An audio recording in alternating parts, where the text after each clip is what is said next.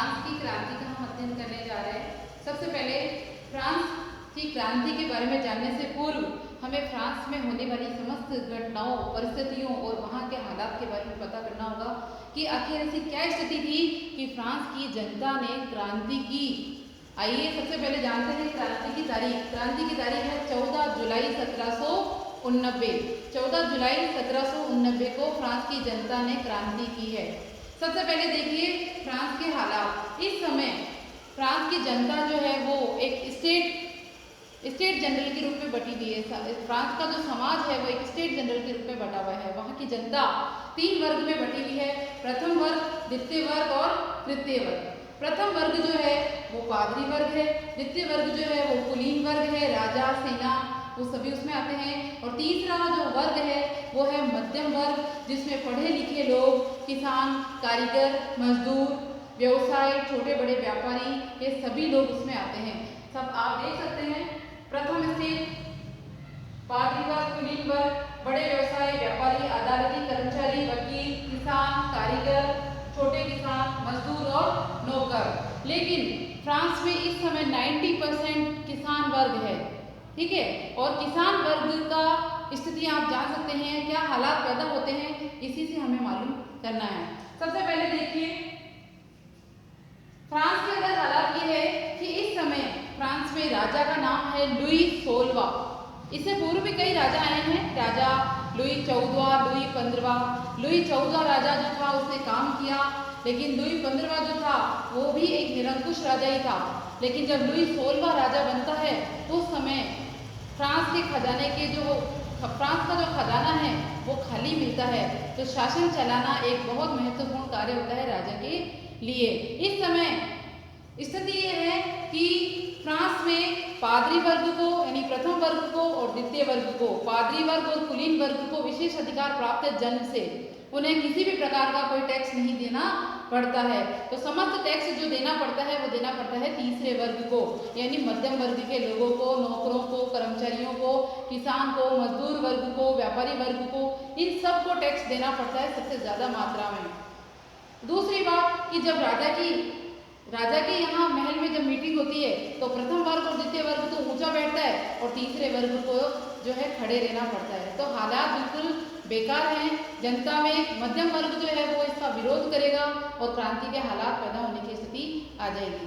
सबसे पहले और देखिए आप, इस समय विशेष वर्ग वाले प्रथम वर्ग और द्वितीय वर्ग को कोई टैक्स नहीं देना है। जो टैक्स देने हैं वो तृतीय वर्ग को, मध्यम वर्ग को देने हैं। ऐसे में कौन से टैक्स हैं? सबसे पहले देखिए आप टाइड। ये टाइड जो है ये चर्च के लिए टैक्स है। चर्च की जमीन पर टैक्स दिया जाता है और तृतीय वर्ग को ये टैक्स भरना होगा। ये टाइड टैक्स कहलाता है। दूसरा टैक्स है टाइल। टाइल जो है वो आपका अप्रत्यक्ष कर है। टाइल जो है वो आपका प्रत्यक्ष कर है। ये डायरेक्ट जनता से लिया जाता है। तीसरे वर्ग को ये टैक्स भरने होते हैं। विशेष वर्ग का इसमें कोई रोल नहीं है। तो ये टैक्स इतना ज़्यादा मात्रा में होते हैं जिसकी वजह से जो लोग हैं, मध्यम वर्ग के लोग, वो एक समय ऐसा होता, हालात ऐसे पैदा हो जाते हैं कि जीवन जीना भी बड़ा कठिन हो जाता है। तो टैक्स भरना उससे भी ज़्यादा कठिन हो जाता है।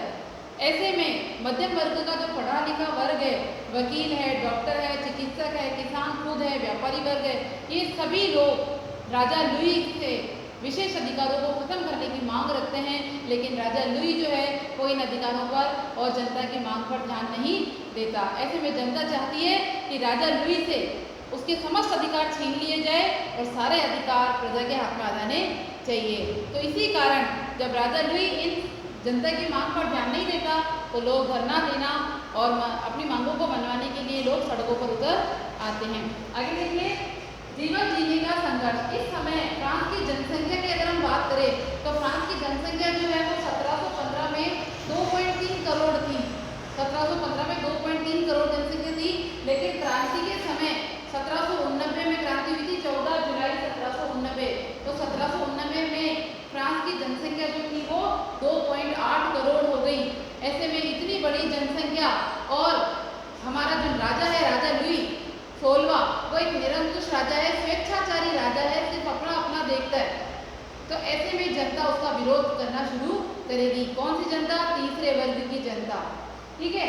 इसके बाद आप देखिए अब जो है ये प्रथम वर्ग, द्वितीय सबसे ज्यादा शोषण अगर किसी वर्ग का हो रहा है तो वो तीसरे वर्ग का हो रहा है, क्योंकि व्यापारियों को, व्यवसायियों को, अदालती कर्मचारियों को, वकीलों को, किसानों को, कारीगरों को और छोटे किसानों को, मजदूरों को, नौकरों को, सबको टैक्स देना पड़ रहा है। जहाँ उनके खाने के मांगे पड़ रहे हैं वहाँ उनके लिए टैक्स देना कितना भारी होगा।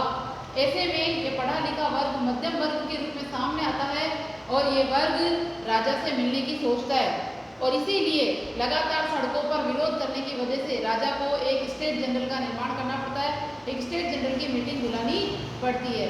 इससे पहले राजा जो है स्टेट जनरल की जो मीटिंग है इससे पहले 1614 में बुलाई थी राजा ने।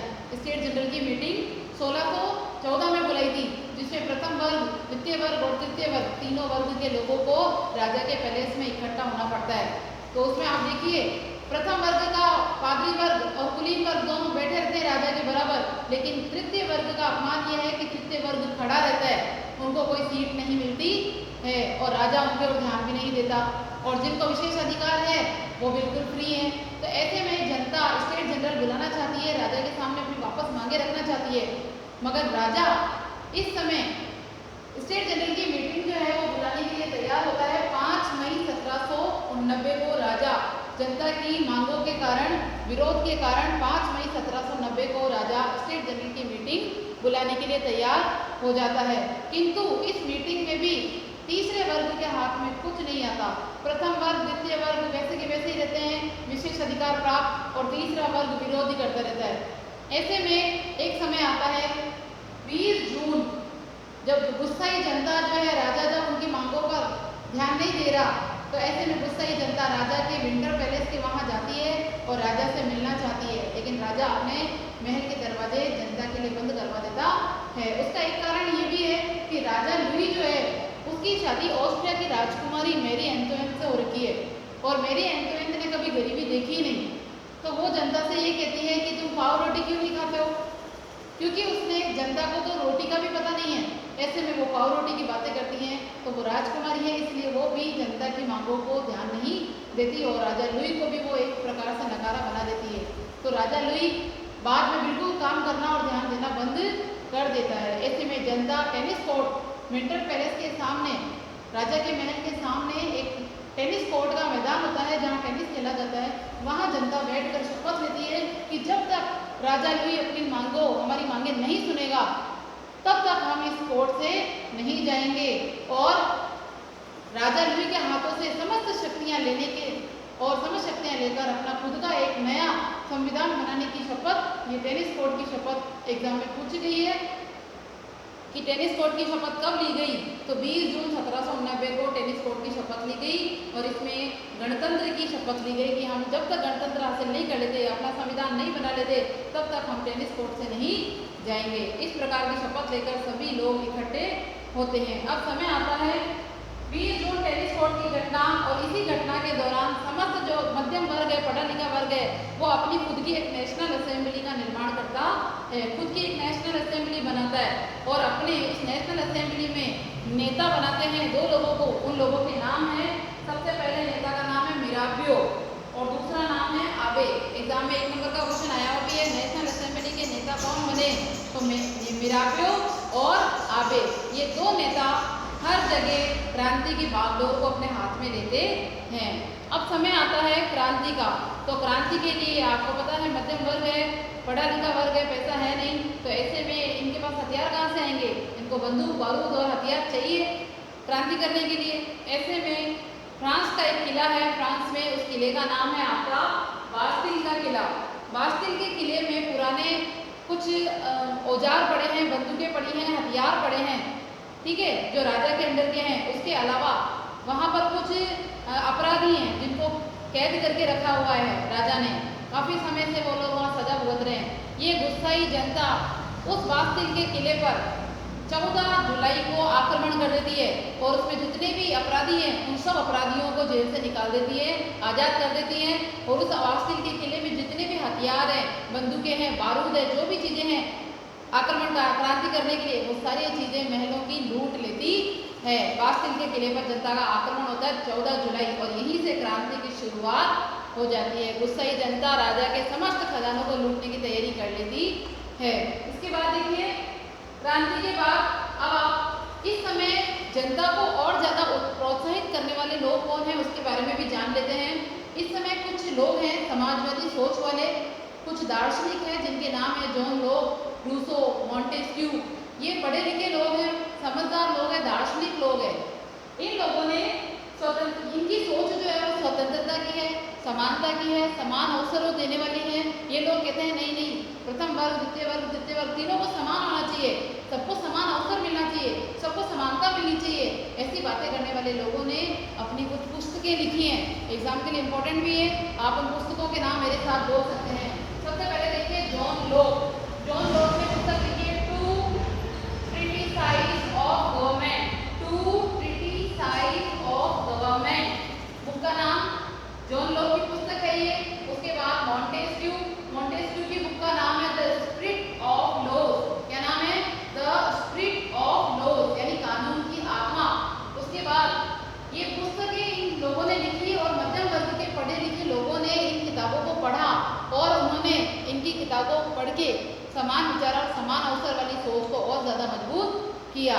अब आप देखिए कुछ महत्वपूर्ण तिथियां पढ़ लेते हैं हम लोग। 1714, 1774, 1774 इस समय राजा लुई जो है 16वां वो राजा बनकर सामने आता है। लेकिन दुख की बात यह है कि इस समय खजाने में पैसा नहीं है, तो शासन चलाना राजा के लिए एक बहुत बड़ा चैलेंज होता है। दूसरा 1789, 1789 इस समय 5 मई 1789 को एक स्टेट जनरल का आह्वान किया जाता है राजा के द्वारा। फिर है 1791, 1791 ये जो तिथि है इस समय तक आते आते 1714 में लुई 16वें के हालात इतने बुरे हो जाते हैं कि जनता उससे उसकी समस्त शक्तियां लेने के लिए तैयार हो जाती है और उसको एक कमजोर राजा बनाने की तैयारी है। तो राजा यानी स्टेट जनरल जो है हमारी, जिसने नेशनल असेंबली बनाई है, नेशनल असेंबली के ये नेता राजा को इतना मजबूर कर देते हैं कि राजा को अपनी समस्त शक्तियाँ छोड़नी पड़ती हैं और समस्त शक्तियाँ फ्रांस के गणतंत्र के दौरान समस्त शक्तियाँ फ्रांस के इस नेशनल असेंबली के पास में आ जाती है। तो राजा की शक्तियाँ खत्म, सम्राट की शक्तियों पर कंट्रोल हो जाता है। कब तक? 1791 तक सम्राट की शक्तियाँ कम हो जाती हैं और समस्त शक्तियाँ फ्रांस की जनता के मध्यम वर्ग के हाथ में आ जाती है। फिर है आपका 1792 से लेके 1793 तक का। 1792 से 1793 के दौरान फ्रांस एक गणराज्य बन जाता है, नेशनल असेंबली की जीत हो जाती है, राजा प्रथम वर्ग द्वितीय वर्ग के विशेष अधिकार समाप्त कर देता है, तृतीय वर्ग की समस्त मांगों को मानने के लिए मजबूर हो जाता है और इस प्रकार राजा जो है वो अपनी शक्तियाँ कम करवा देता है, अंकुश लग जाता है और जनता के हाथ में समस्त शक्तियाँ आ जाती है। तो नेपोलियन फ्रांस जो है इस समय गणराज्य प्राप्त कर लेगा 1791 से 1792 और नेशनल असेंबली जो है, नेशनल असेंबली एक गणराज्य के रूप में सामने आ जाएगी। लुई 16वें ने इस नेशनल असेंबली को अपनी स्वीकृति दे दी है, अपनी समस्त शक्तियां नेशनल असेंबली को सौंप दी है, फ्रांस गणराज्य बन गया है। इस समय एक और क्लब बनता है, एक क्लब है जिसका नाम है जैकोबिन क्लब। क्या नाम है? Jacobin club. ये क्लब किसने बनाया? ये क्लब बनाया आपके रोबेस्पियर नाम के नेता ने। ठीक है, इस क्लब में बैठ करके ये लोग जनता की मांगों के बारे में बातें करते हैं। ऐसा ही एक क्लब महिलाओं के लिए भी बनता है, जहाँ महिलाएं भी अपने अधिकारों के लिए लड़ती है, फ्रांस के राजा के सामने अपनी मांगे मनवाने के लिए धरने देती है। तो फ्रांस में पुरुष और महिला दोनों ने इस क्रांति में महत्वपूर्ण भूमिका निभाई। इसके बाद 1804 जब फ्रांस का गणराज्य बन जाता है, फ्रांस का गणराज्य फ्रांस का नेशनल एंथम बन जाता है, उसके बाद एक और व्यक्ति आता है जिसका नाम है नेपोलियन बोनापार्ट। तो नेपोलियन बोनापार्ट जो है वो 1804 में फ्रांस का राजा बनता है। जनता को वो ऐसे ऐसे लुभावनी बातें बताता है जिससे जनता उसे अपना राजा बना लेती है।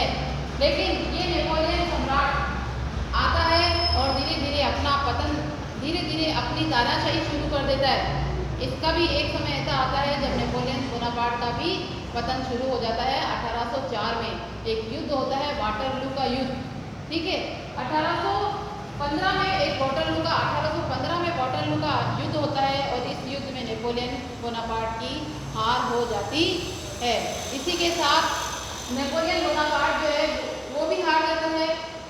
लेकिन लुई 16वां और लुई 16वें की जो पत्नी है मेरी एंटोइन, इन दोनों को जनता जो है आखिर में जब जनता इनकी इनके द्वारा इनके द्वारा किए गए कार्यों से जब जनता परेशान हो जाती है, एक निरंकुश राजा के रूप में ये अपना जीवन बिताते हैं। आखिर में इन दोनों को, लुई सोलवे को और उसकी पत्नी को, दोनों को गिलोटिन पर चढ़ा दिया जाता है। गिलोटिन का मतलब क्या होता है? फ्रांस में गिलोटिन का मतलब होता है फांसी। तो फ्रांस में लुई सोलवे और उसकी पत्नी को फांसी दे दी जाती है और नेपोलियन बोनापार्ट का भी वाटरलू के युद्ध में पतन हो जाता है। यही आपकी फ्रांस की क्रांति है। इसके बारे में हम और अच्छे से पाठ्य पुस्तक के द्वारा आप पढ़ेंगे।